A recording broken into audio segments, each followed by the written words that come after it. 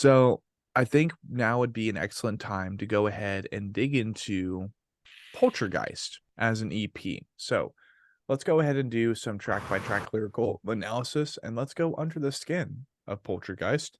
This EP, fantastic, independently released, 6 tracks of pretty goodness. That was terrible grammar, but you guys know what I say. Good or goodest. Yeah, good. Good or goodest. So basically with this EP, with Poltergeist in mind, what I want to do is I want to enter you into another imaginary scenario.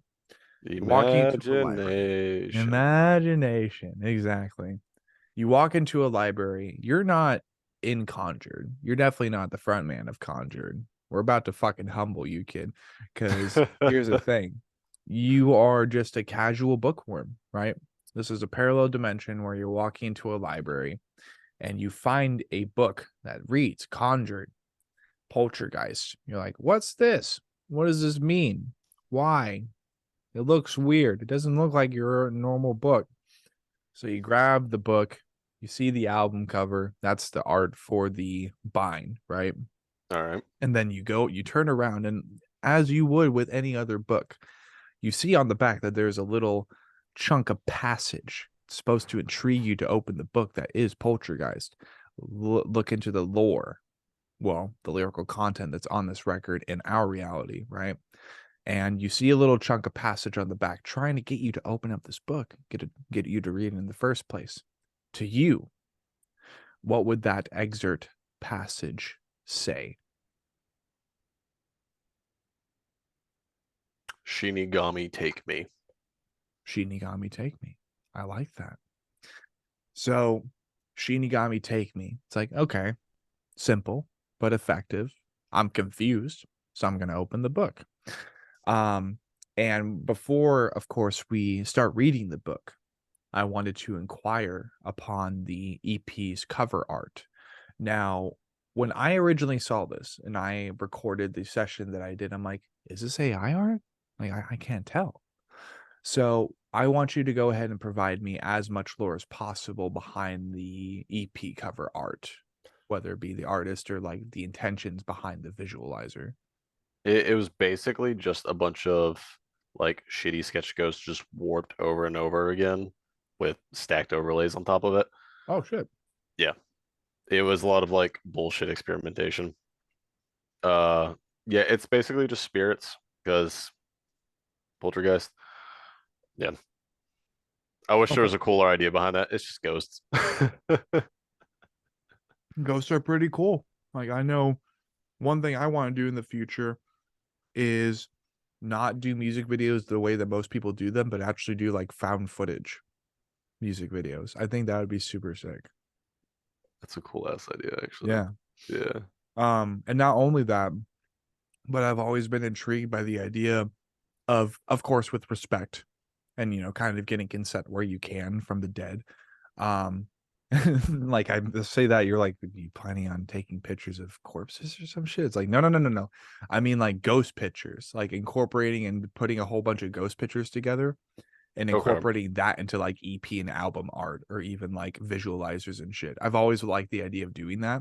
And I've always been extremely intrigued by the idea of capturing anything on camera. Of course with consent, but that's really cool.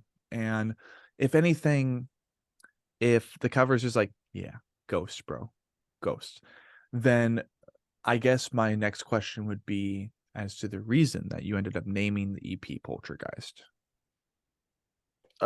Basically kind of the laying to rest for the past few years and it not staying buried. Yeah. Okay. So the idea of something being laid to rest, but not fully resting, like it's still, it's still stirring. Yeah. Things just kind of haunt you regardless if they're said or done. Fair enough. I actually like that idea. So with that in mind, the first track that we have is Poltergeist.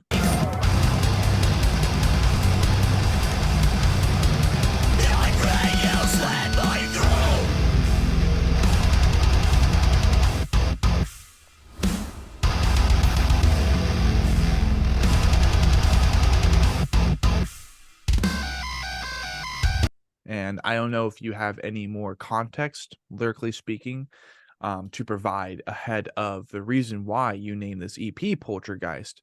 But of course, we have to learn about the title track. We have to dig as much as we can into the lyrical content. Take it away, sir.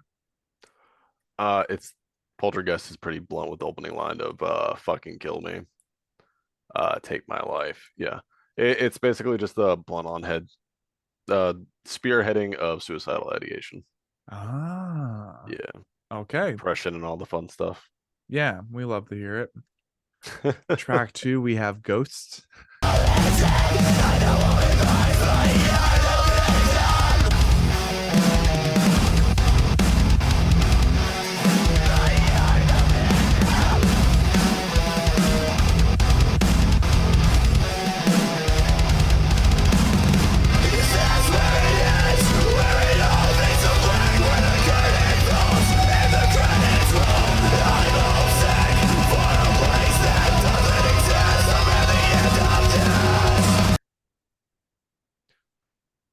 Oh.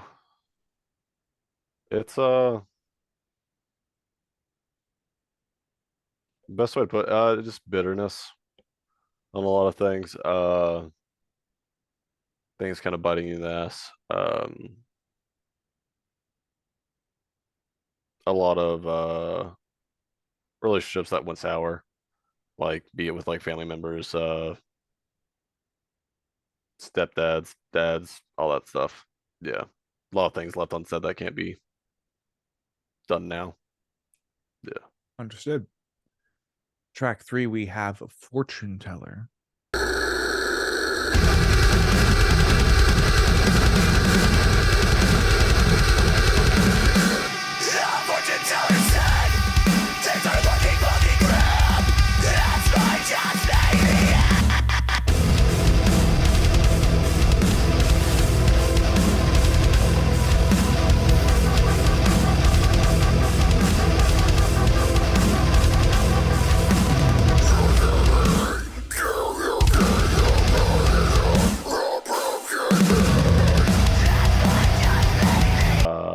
It was kind of more of an abstract idea, just the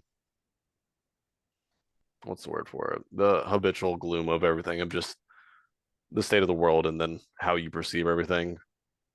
Like if you expect bad things, bad shit's gonna happen to you. Ah, like manifestations and shit. Yeah. Yeah. So it's Gotcha. just kind of playing off that. Like if you think things are looking grim, then they're gonna be grim.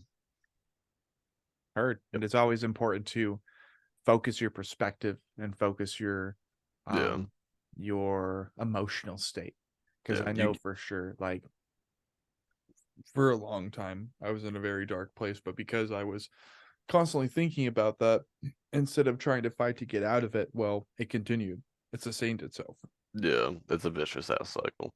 Yeah. Track 4, we have Death Bloom.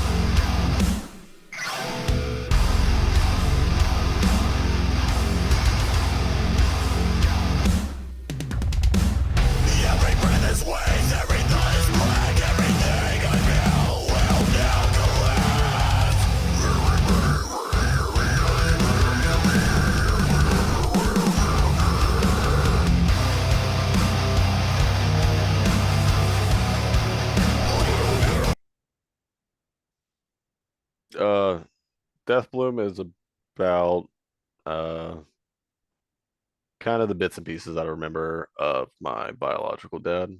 Okay. He's not a very nice guy.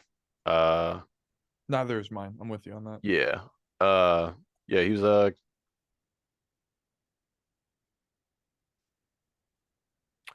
he had substance abuse issues and got physical and stuff like that. Oh shit. Yeah, so it's just kind of delving into that. Heard. Okay. Yeah. Sorry that happened. Yeah, you grow from it, man. Yeah, you go from it. Exactly. Track 5, we have Shinigami.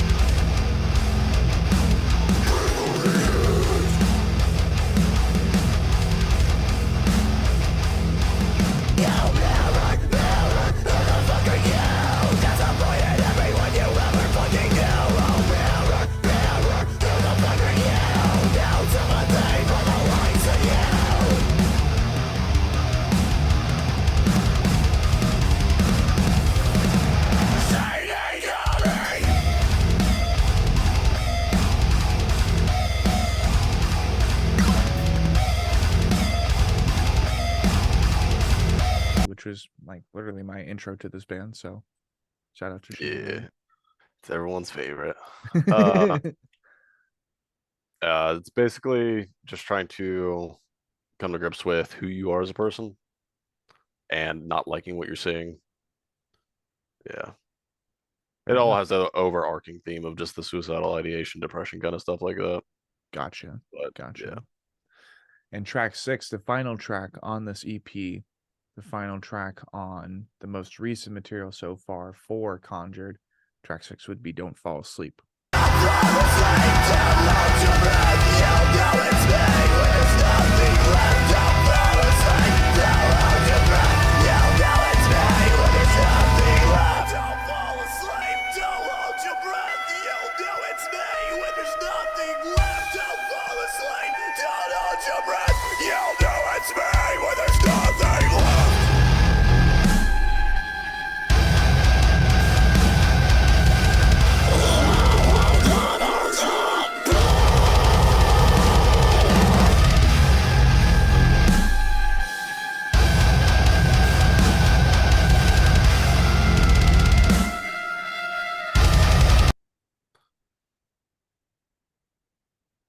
How grim can I get real quick? Yeah, get grim. Okay, cool. Don't Fall Asleep is basically about the fear of what you'll do if you're left alone too long. Yeah, the isolation of